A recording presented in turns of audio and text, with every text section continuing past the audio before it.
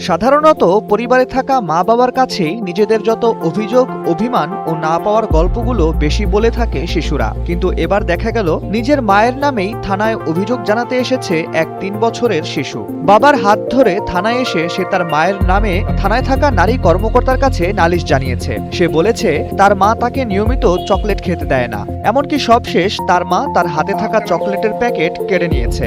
শিশুর এমন অভিযোগ শোনার পর থানায় থাকা ওই নারী কর্মকর্তা নিজের হাসি আর চেপে রাখতে পারেননি। শিশুর অভিযোগ তার কাছে থাকা খাতায় টুকে রেখেই একটি স্বাক্ষর করে দিলেন। সামাজিক যোগাযোগ মাধ্যমে ভাইরাল হওয়া এই ঘটনার ভিডিও নেটিজেনদের মন ছুঁয়ে গেছে।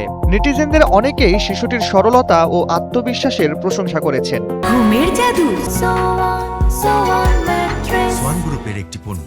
একজন মন্তব্য করেছেন, শিশুটির সরলতা এবং আত্মবিশ্বাস সত্যি প্রশংসনীয়। আরেকজন লিখেছেন, নিজের সমস্যা সমাধানের জন্য ছোট্ট শিশুটি সরকারি পুলিশের সাহায্য নেওয়ার পথ বেছে নিয়েছে। ভিডিওতে দেখা যায় শিশুটি অভিযোগ জানানোর সময় তার কথাগুলো বেশ মনোযোগ দিয়ে শুনছেন দায়িত্বে থাকা ওই নারী কর্মকর্তা। জানা যায় শচীন বর্ম নামের একটি এক্স অ্যাকাউন্ট থেকে প্রকাশ করা হয় ভিডিওটি, যা ইতোমধ্যে দেখে ফেলেছে প্রায় লক্ষাধিক মানুষ।